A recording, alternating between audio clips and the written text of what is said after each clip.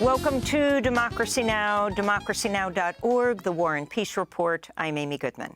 President Biden won the Democratic primary in Michigan despite over 100,000 people casting their ballots for uncommitted as voters took part in a protest over Biden's support for Israel's assault on Gaza.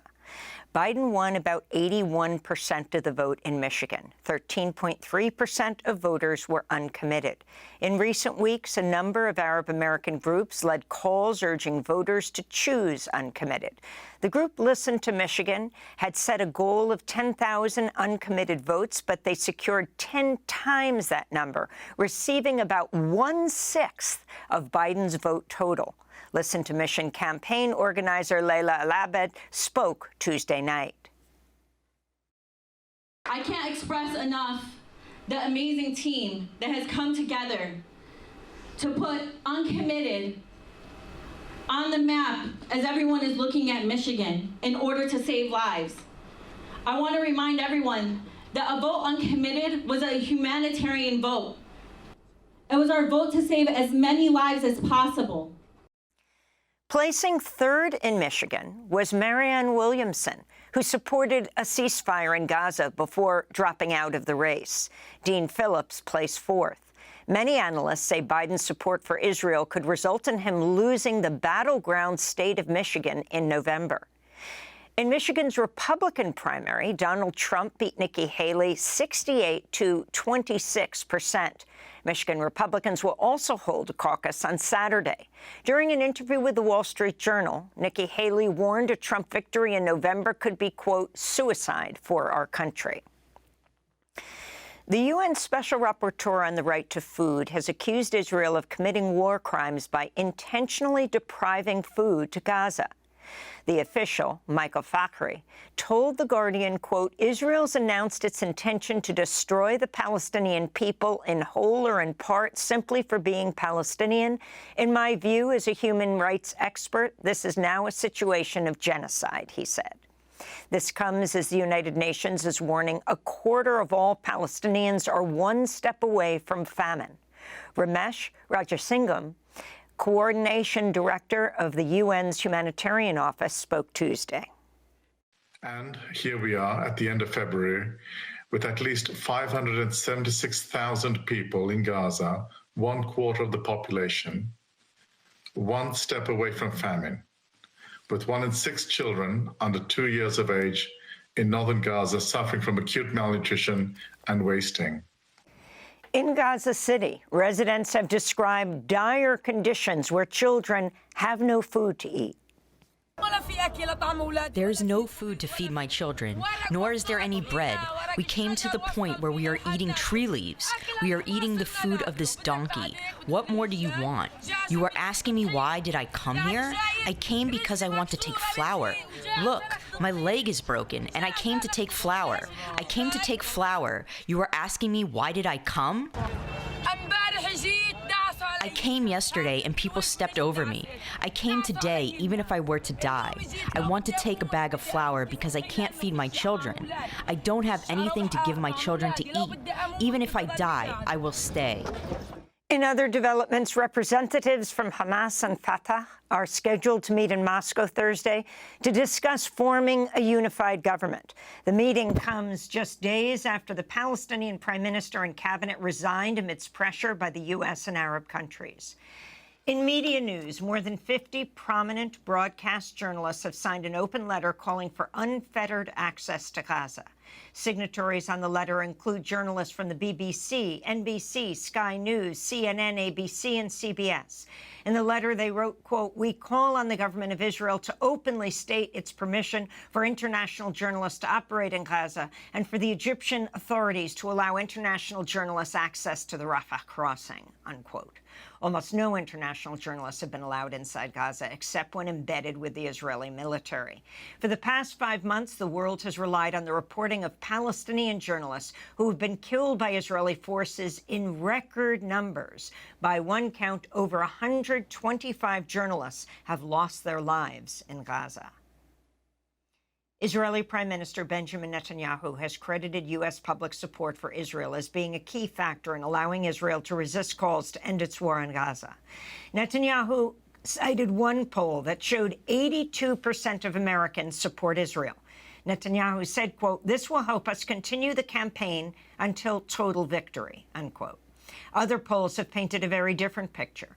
A recent AP poll found half of U.S. adults said they believe Israel's actions have gone too far. Netanyahu's comments came after President Biden said Israel will, quote, "lose support from around the world if it, quote, continues on its current path." President Biden hosted congressional leaders at the White House Tuesday for talks on averting a partial government shutdown and to push for passage of a $95 billion package for Ukraine, Israel, and Taiwan. Republican House Speaker Mike Johnson's refused to schedule a vote on the military aid bill, which has already been approved by the Senate. In public remarks, Biden said the consequences of inaction on approving money for Ukraine are dire. The fifth largest wildfire in Texas history has forced a nuclear weapons facility outside Amarillo to temporarily pause operations Tuesday. The Smokehouse Creek fire has burned more than 300,000 acres of land since Monday. Evacuations were ordered in parts of Texas and Oklahoma. Texas Governor Greg Abbott issued disaster declarations for 60 counties as temperatures have soared across the region. On Monday, temperatures in Dallas reached 94 degrees Fahrenheit. Heat records have been broken across the Midwest. In other climate news, U.S. Treasury Secretary Janet Yellen met with Brazil's Environment Minister Marina Silva in Sao Paulo Tuesday. Silva warned the climate emergency could lead to more global conflict. We are living in a context of wars with terrible losses from a humanitarian point of view, from an ethical, political, social, economic point of view. It is practically unspeakable what is happening in the world with the wars that are happening, and obviously that we want peace. But in the context of climate change, we cannot forget, deny the fact that we can have great instabilities if we do not solve the problem of climate change. A Russian court has sentenced the longtime human rights activist Oleg Orlov to 2.5 years in prison for speaking out against Russia's invasion of Ukraine and taking part in anti-war demonstrations. Orlov is a leader of the now liquidated rights group Memorial, which won the Nobel Peace Prize in 2022 and the Right Livelihood Award in 2004. He briefly spoke Tuesday after the sentencing. We live in the 21st century. Those guys are going backwards to 20th, 17th, and even 16th. Unfortunately, they are dragging our country with them. But we will win anyway. In other news from Russia, the funeral for Alexei Navalny will be held in Moscow on Friday. The Russian opposition leader died nearly 2 weeks ago in an Arctic prison. His wife, Yulia, addressed the European Parliament earlier today. In Guinea, at least 2 young protesters were killed Monday as a general strike against military rule paralyzed the capital, Conakry. Clashes broke out between security forces and demonstrators as Guinea's union leaders are demanding an end to media censorship and lower food and living costs. The strike comes 1 week after the military government, which took power in a 2021 coup, unexpectedly dissolved the transitional government that had been in place since 2022, seizing the passports of government members and freezing their bank accounts.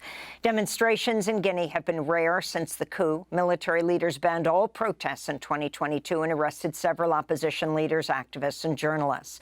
Unions leading the recent strike are also demanding the release of Sekou Jamal Pendessa of the Union of Press Professionals of Guinea, who was arrested in January. In Mexico, 2 mayoral candidates from the state of Michoacán were killed Monday within hours of each other. Miguel Ángel Zavala and Armando Pérez Luna were preparing to begin their campaigns for mayor of Maravatío in the coming days when they were gunned down in separate incidents. Both candidates were found shot to death in their cars. Many have warned Mexico's upcoming June election could be one of the most violent on record. Michoacán has been at the center of drug cartel fighting over territorial control. Zavala was a gynecologist running with President Andrés Manuel López Obrador's party, Morena. Luna was the mayoral candidate for the conservative National Action Party. In California, the city of San Francisco has issued a formal apology to Black residents for supporting policies that perpetuated decades of racism and discrimination. A resolution was unanimously approved by city supervisors Tuesday, apologizing to the African-American community and their descendants for, quote, decades of systemic and structural discrimination, targeted acts of violence, atrocities, said San Francisco Supervisor Walton, who was the lead proponent of the resolution and the only black member of the San Francisco Board of Supervisors. But racial justice advocates say an apology is not enough as they continue to pressure San Francisco officials to approve over 100 other proposals for reparations. Boston's the only other U.S. city that's issued a similar apology, while at least 9 other states have formally apologized for slavery. And in labor news, thousands of hourly workers at a Mercedes-Benz plant in Vance, Alabama, have signed union cards to join the United Auto Workers. More than half of some 6,000 workers said they support joining the union, a major victory in one of the largest Mercedes-Benz plants in the United States. Workers are demanding higher wages and better working conditions. In a statement, Mercedes worker Jeremy Kimbrell said, quote, "We haven't taken this step lightly. For years, we've fallen further behind while Mercedes has made billions," unquote. Earlier this month, the majority of Volkswagen workers at a plant in Chattanooga, Tennessee, signed cards to join the UAW. And those are some of the headlines. This is Democracy Now!, democracynow.org, the War and Peace Report.